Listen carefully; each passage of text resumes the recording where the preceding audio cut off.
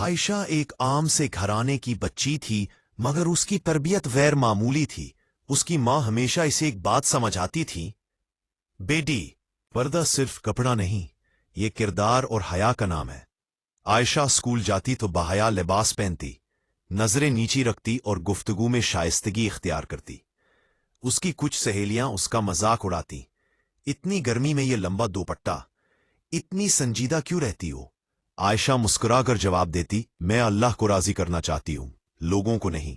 ایک دن اسکول میں ایک تقریب تھی، سب لڑکیاں بنا سمر کر آئیں، مگر عائشہ سادہ لباس اور مکمل پردے میں تھی۔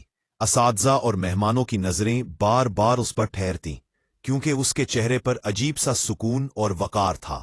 تقریب کے بعد ایک معزز خاتون نے عائشہ کو بلایا اور کہا، بیٹی، آج تم نے مجھے یاد دلایا کہ اصل خوبصورتی حیا میں ہوتی ہے۔ وقت گزرتا گیا، عائشہ اپنی تعلیم میں بھی آگے بڑھتی رہی اور اخلاق میں بھی۔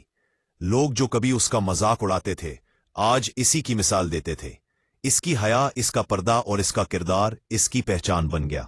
عائشہ نے اپنے عمل سے ثابت کر دیا کہ پردہ کمزوری نہیں، بلکہ عزت، وقار اور ایمان کی طاقت ہے۔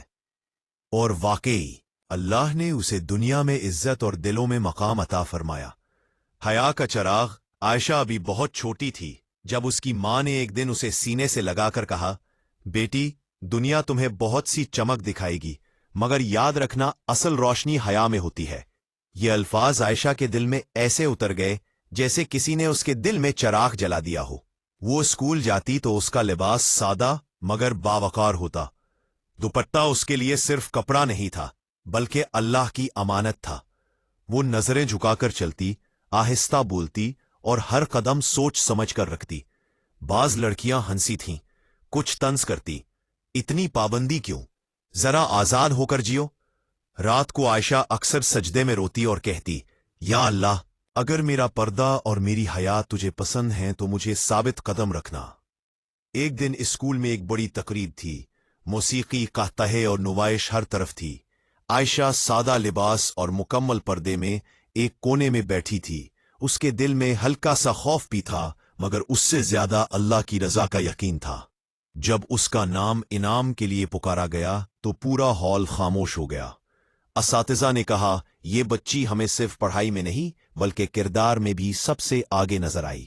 اس لمحے عائشہ کی آنکھوں میں آنسو آ گئے، اسے اپنی ماں کی بات یاد آ گئی۔ حیا واقعی عزت بن گئی تھی۔ وقت گزرتا گیا، وہی لڑکیاں جو اس کا مذاق اڑاتی تھیں آج اس سے مشورہ لیتی تھیں۔ وہی لوگ جو اسے پرانا خیال کہتے تھے آج اس کے اخلاق کے گن گاتے تھے۔ عائشہ نے کوئی لمبا لیکچر نہیں دیا، کوئی بحث نہیں کی۔